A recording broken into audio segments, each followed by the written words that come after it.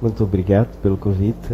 Boa tarde para si, meu caro colega de painel, e a todos os internautas que nos vêm lá de casa. Dizer que é uma hora estar aqui para dar o meu contributo em torno deste tema interessante que nós temos em alusão. Bem, falar de ritos e rituais seria falar de todo o dia a dia de cada um de nós.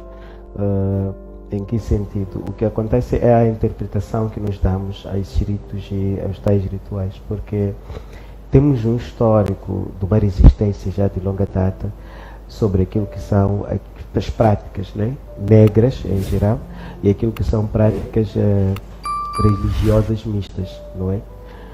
Estaria eu a falar assim de uma forma bruta, que é muito mais para podermos conseguir nos inserir bem no próprio tema.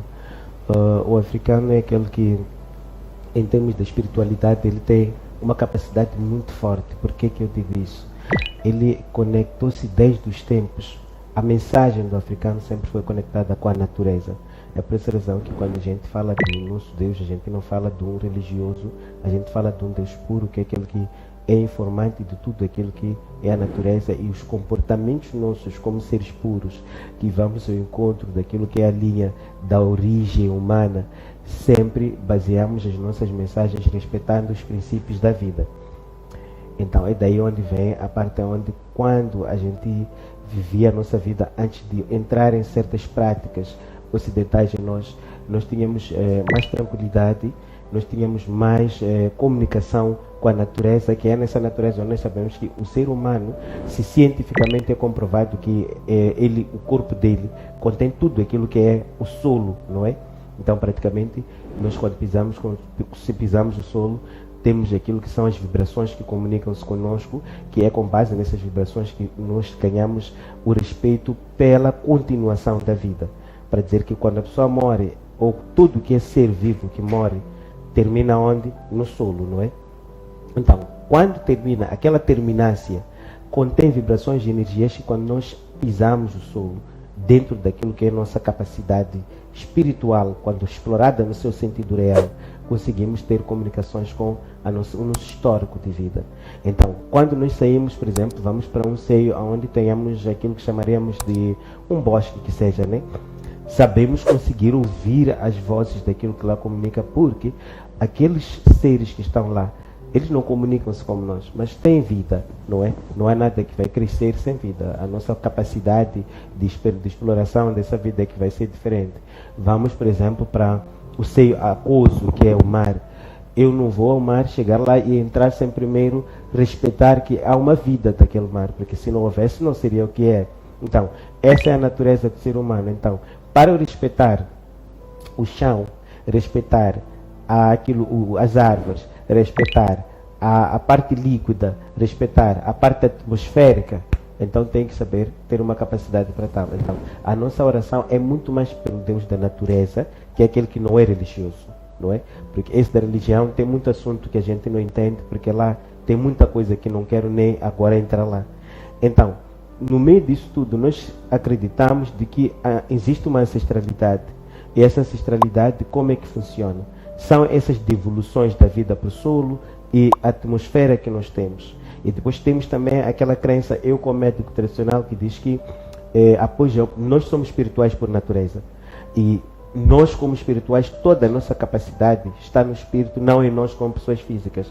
Se espiritualmente eu não tiver capacidade de poder superar montanhas, nem que eu estude tanto, ou talvez queira tanto, não é? No entanto, que há aquilo que chamamos de milagres, e alguns que nem são milagres. Você é aquela pessoa que está sentada aqui e está a dizer, olha, eu estou sem dinheiro nem para fazer uma refeição em casa, de repente aparece um carro ilustre aqui, está a dar 500 meticais. É porque há uma força espiritual que está lá. Muitas das vezes o que nós chamamos de milagres são as nossas conexões espirituais conosco mesmos, porque a terra foi feita para nós, não foi feita para Deus. Deus fez essa terra para nós, e a exploração dessa terra, o poder dessa terra, é muito mais de nós como seres espirituais do que de Deus. Ele intervém naquilo que ele sente, a capacidade do ser não se esquecer da parte divina que é do Criador. Então, é daí onde, quando a gente vai atrás, nós fazemos isto aqui, dentro daquilo que é a nossa tradição. Eu faço isto aqui para a Afar, Não estou a invocar ou a dizer que aquela árvore é porque ela é meu Deus, não. Estou a respeitar a vida, a nossa natureza. E quando em algum momento eu me conecto com a minha ancestralidade, é porque de princípio eu primeiro agradeço pela vida e pelo DNA que eu carrego da minha ancestralidade. E segundo, porque tenho em mente que quando moro a parte da vida física, inicia uma jornada nova espiritual daquele corpo.